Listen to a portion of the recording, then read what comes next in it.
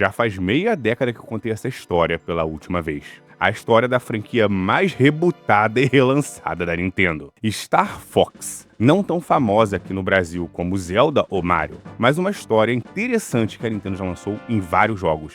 O problema é que eles relançam o mesmo jogo a cada mais ou menos 10 anos. Começou lá no Star Fox de SNES, teve o primeiro reboot no Star Fox 64, teve o remake ou remaster, dependendo para quem você perguntar, o Star Fox de 3DS, o segundo reboot ou reimaginação, o Star Fox Zero de Nintendo Wii U, e agora eles vão de novo relançar essa história no Star Fox de Nintendo Switch 2. E mesmo tendo plena consciência que esse vídeo não vai fazer tanto sucesso, porque pouca gente gosta de Star Fox, eu gostaria de fazer um remake do meu vídeo de 5 anos atrás. A história de Lylat Wars, as guerras do sistema Liliat. Mas qual história? Porque Star Fox tem 3 timelines, as 3 canônicas e multiversos diferentes.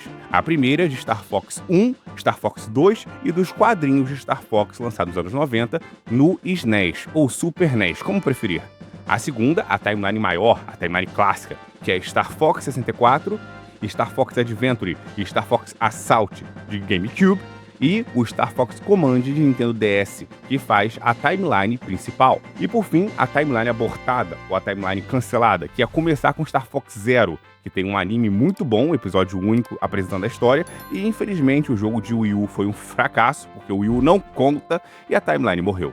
Podem parecer a mesma história, mas elas são diferentes. Principalmente a diferença do Star Fox de NES e do Nintendo 64. São duas histórias bem distintas. Então vamos começar com a história de Star Fox original. Lembrando que as fontes canônicas deste vídeo são o manual original de Star Fox 1 e Star Fox 2, a história narrada nos 2 jogos, e a novelização da história, o quadrinho Star Fox, lançado em 93, será desconsiderado, porque ele conta a história original de um jeito diferente. Posso um dia fazer um vídeo só sobre o mangá / quadrinho de Star Fox, mas vamos nos centrar na lore canônica dos jogos. Vamos lá falar da primeira lore. A história se passa no sistema de Lylat, onde tem a estrela principal, uma gigante azul. Nessa primeira timeline, nesse primeiro multiverso, a estrela de Lylat tem 5 planetas que a orbitam e um meteoro gigante, um semiplanetóide, grande demais para ser considerado um simples asteroide, mas pequeno demais para ser considerado um planeta. O planeta mais próximo da estrela é Venom,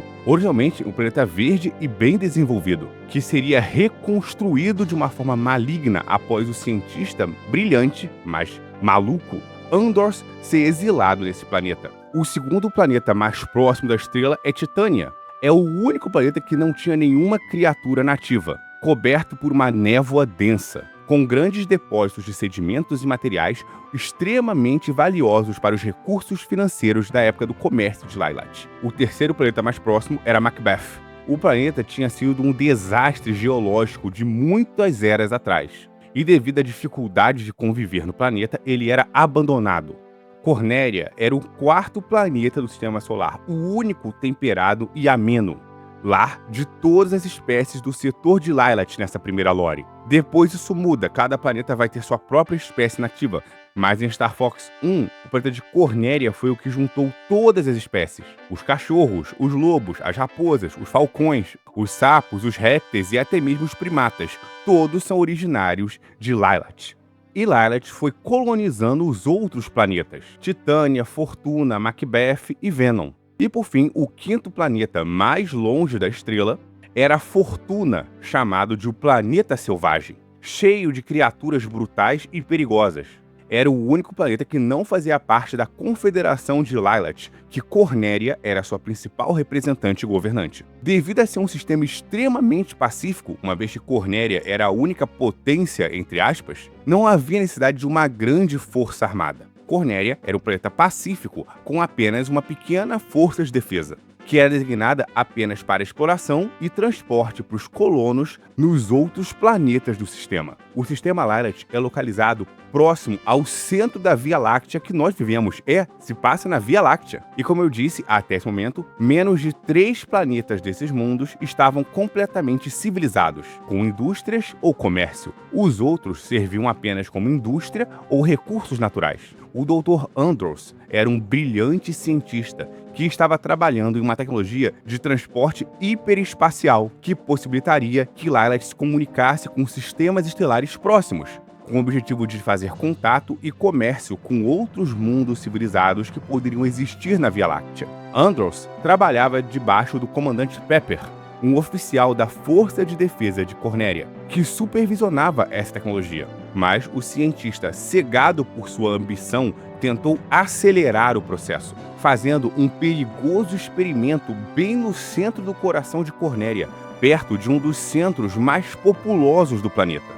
Por diversas vezes ele foi avisado pelo Conselho Regente de Cornéria para cessar aqueles experimentos que estavam acontecendo perto de zonas populosas, mas ele não ouviu nenhum dos avisos. Então o Conselho Regente baniu Andros para fora do planeta Cornéria.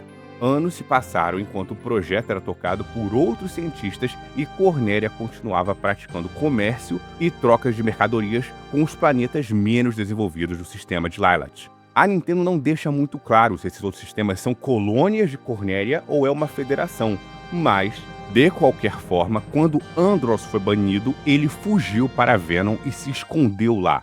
Ele ocupou o planeta e desenvolveu uma base lá.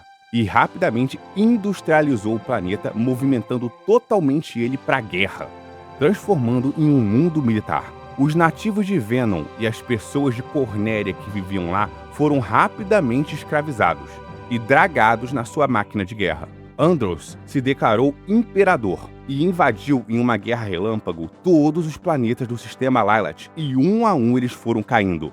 Cornéria de início conseguiu resistir. Então Andros deu a volta, chegou em Fortuna, o último planeta, e o conquistou, cortando completamente qualquer linha de suprimentos em direção de Cornéria. Inclusive, o manual dá a entender que o monarca de Fortuna, o dragão Dodora, se aliou voluntariamente a Venom. Então nós não sabemos até que ponto a história está sendo tendenciosa em favor de Cornéria ou não.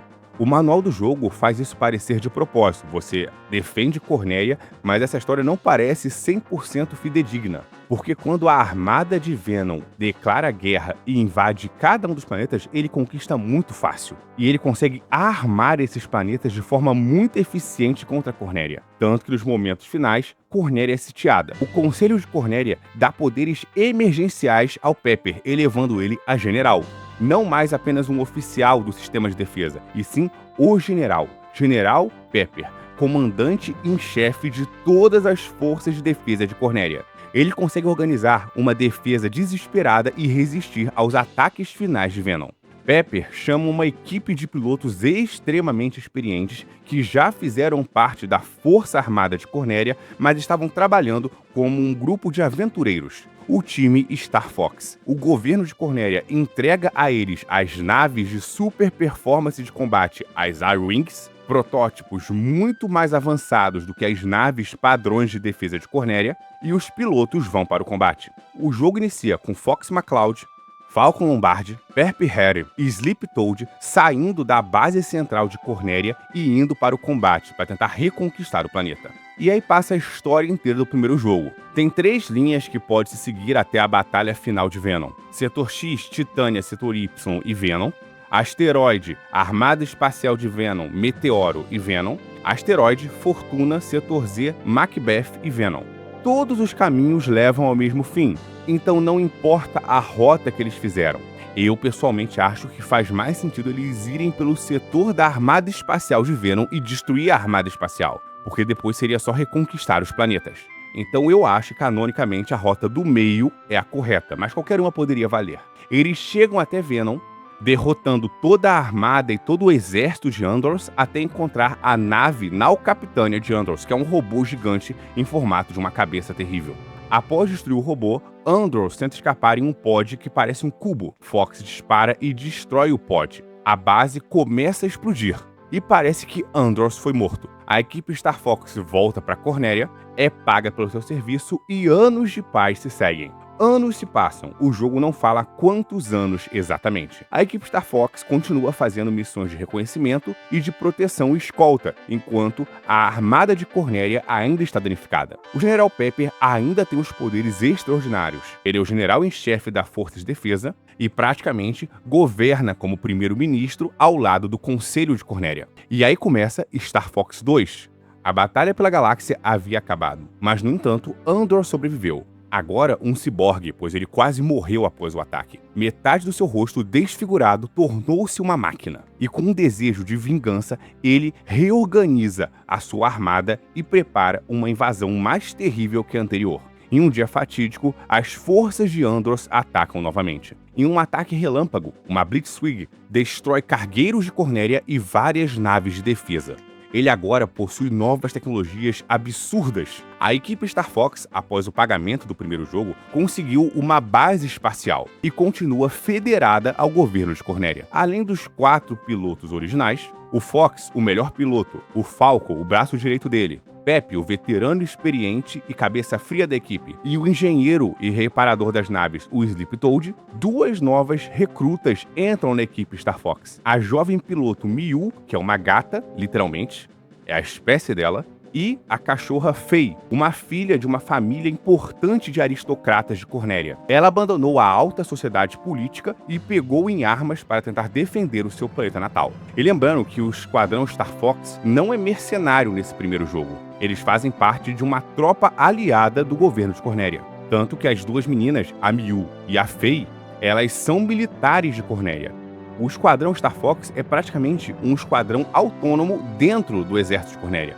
É como se fossem os Ases, a melhor equipe, e eles preparam para enfrentar novamente Andros. Mas dessa vez, Andros pediu ajuda a um esquadrão habilidoso de mercenários, o Star Wolf. Seu líder, o Wolf O'Donnell. E nessa linha do tempo, ele é um criminoso desprezível que trairia qualquer um pelo preço certo. O Leon Kowalski. Ele é um camaleão, e o manual do Star Fox 2 dá a entender que ele é o único personagem que vem de fora do sistema Lylat, porque ele é considerado um alienígena sinistro e inescrupuloso. Pigma Dengar, um piloto suíno arrogante e cruel. E nessa lore deste universo, ele não traiu o pai do Fox e matou ele, não. É outra linha do tempo, é outro caminho. A ideia do pai do Fox traído e morto é no reboot, é na segunda linha do tempo que eu vou falar em breve. E por fim, o primata Aug, fiel aliado de Andros e uma das criaturas mais ardilosas do cosmos. A batalha é intensa. Desta vez, o exército de Cornélia não foi totalmente destruído. Sobraram alguns canhões de defesas e tropas de apoio ao Star Fox. Mas é uma guerra ainda mais intensa, uma vez que o exército de Venom estava mais preparado e ainda mais bem armado. Mas após a equipe Star Fox, junto com o exército de Cornélia, retomarem os planetas, as bases avançadas e destruírem a frota de Venom, eles novamente enfrentam Andros após derrotarem cada um dos membros da equipe Star Wolf. Chegam até a nave de comando do Andros e o enfrentam, destruindo mais uma vez um robô autômato, dessa vez muito mais eficiente, pois além do rosto, também tem mãos de combate. Novamente, Andros tenta escapar em um pod, mas é acertado e morto desta vez, totalmente destruído. O jogo acaba com as naves retornando à base central e dizendo que Cornélia e o sistema Lylat novamente está em paz. E essa é a história da primeira timeline de Star Fox. E se você gostou desse vídeo, eu posso fazer a história da segunda timeline, e a terceira não é importante, só tem um jogo e ele foi totalmente destruído. A segunda timeline já é mais completa, são 5 jogos, com muitas mudanças em relação a essa. Aqui, por exemplo, o Pigma não trai o pai do Fox. O pai do Fox nem sequer é um piloto. A equipe Star Fox não é uma equipe de mercenários, são pilotos independentes que se unem à Cornélia. Eles fazem parte do exército de Cornélia, ainda que sejam pagos por fora, usando naves e equipamentos de Cornélia. E várias outras mudanças. Se você gostou desse vídeo, por favor, inscreva-se, curta, comente e vire membro. Agora esse canal tem a possibilidade de membros. Os membros têm direito ao vídeo antecipado, vídeos exclusivos para membros e ajudam o meu trabalho. Obrigado, até a próxima e aqui é o Arauto.